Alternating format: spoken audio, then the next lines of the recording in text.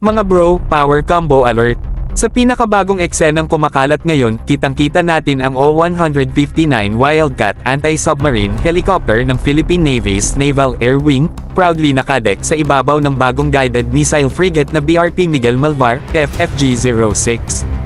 Hindi lang basta pang display, armado yan, mga bro. Ang Wildcat na ito, hindi to ordinaryong helicopter.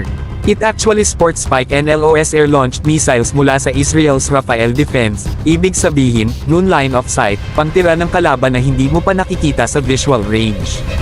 Bumbago ka pa makasigaw ng tactical retreat. Sa panahon ngayon, ganitong klase ng game-changing missile ang difference maker sa dagat. Siyempre, hindi lang ito tungkol sa looks.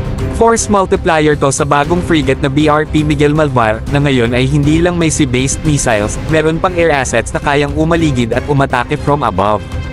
Para kang may drone at attack helicopter in one, pero pang Navy level ang dating. Dahil dito, mga bro, mas pinalawak ang strike capability ng ating Philippine Navy. Hindi na kailangan lumapit para manalo sa laban. Kaya kung submarine ka na pasimpleng lumulutang-lutang dyan, good luck, dahil may O-159 na nakaabang sa'yo sa ere, mataas, mabilis, at deadly. Nakakatuwa ring malaman na this is made possible through strong defense ties with countries like the UK and Israel. Collaboration ang susi para sa tunay na modernisasyon.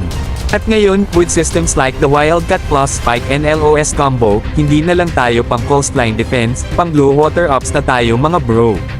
Kaya sa mga critics na laging tanong ng tanong kung may silbi ba yung mga assets, eto sagot, may silbi, may pangil, at may dating.